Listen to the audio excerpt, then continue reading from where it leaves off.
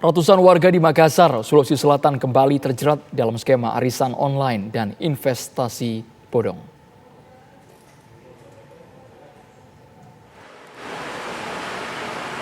Berdasarkan hasil gelar perkara dalam kasus arisan online dan investasi bodong, Unit Reskrim Polrestabes Makassar, Sulawesi Selatan menetapkan 3 orang tersangka. Ketiga tersangka adalah Lisda alias Puput, diketahui sebagai owner arisan online dan investasi bodong dari akun Instagram Arisan Amanah Makassar.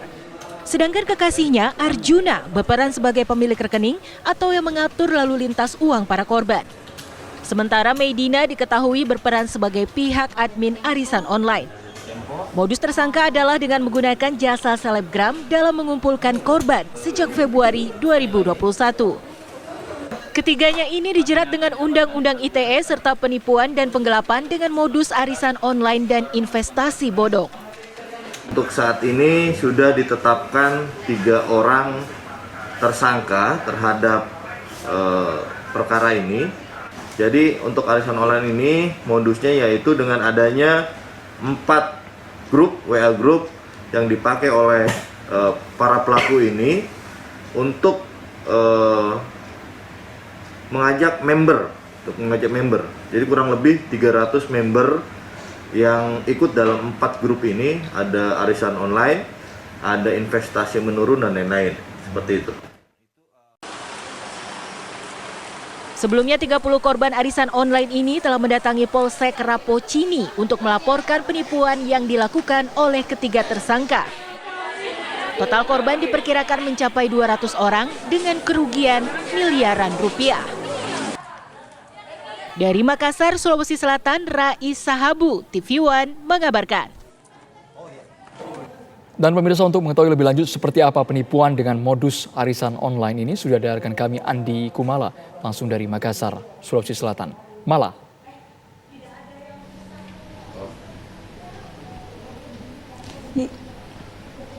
Ya, Andro, saat ini saya sudah berada di Ditreskrim Polrestabes Makassar untuk mengupdate bagaimana perkembangan kasus arisan online yang menjerat bannya sebanyak puluhan orang dan juga kerugiannya puluhan juta rupiah bahkan sampai ratusan juta rupiah. Namun untuk lebih jelasnya saya akan menanyakan langsung kepada Kasat Reskrim Polrestabes Makassar, Kompol Jamal Fatur Rahman. Selamat petang, Pak Kasat.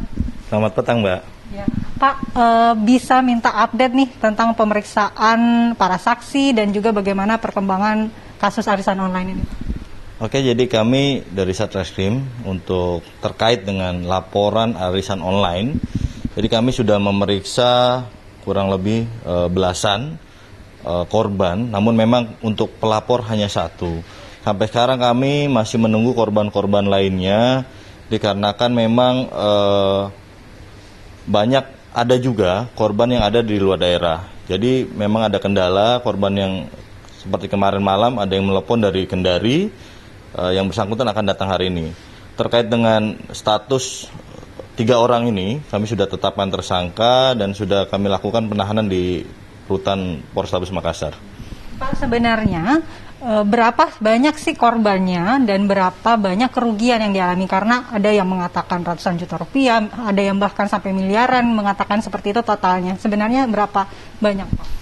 Jadi sampai sekarang kami sedang mendata untuk berapa korbannya serta berapa kerugiannya. Namun dari hasil keterangan tersangka, kurang lebih 30 orang korban dari semua arisan ini. Jadi dari terkait pelaporan ini ada 4 grup, ada 3 yang berupa grup arisan dan 1 merupakan grup untuk investasi yang menurun.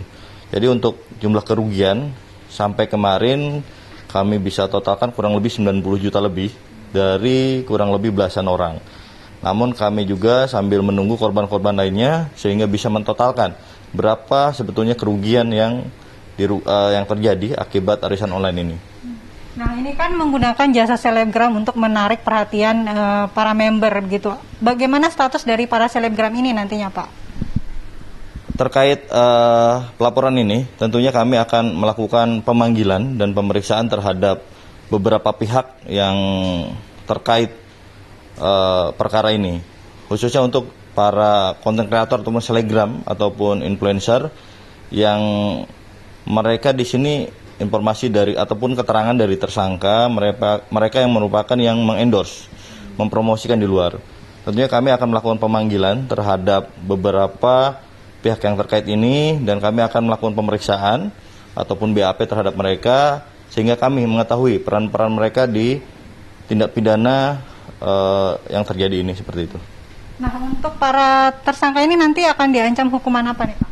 Jadi untuk 3 tersangka ini kami terapkan Undang-Undang ITE, terus yang kedua Undang-Undang Perbankan, dan yang ketiga pasal 378 dan pasal 372 KUHP seperti itu. Terima kasih Pak Kasat atas informasinya. Ya pemirsa, itu tadi terkait dengan perkembangan kasus arisan online di Makassar yang sampai saat ini menurut keterangan dari tersangka bahwa sisa 30 orang yang mengalami kerugian akibat arisan ini dan kerugiannya itu kurang lebih totalnya 94 juta rupiah. Ya itu untuk sementara Andro yang dapat kami laporkan dari Ditreskrim Polrestabes Makassar. Kita kembali ke Anda di Jakarta. Andi Kumala melaporkan langsung dari Makassar, Sulawesi Selatan. Terima kasih.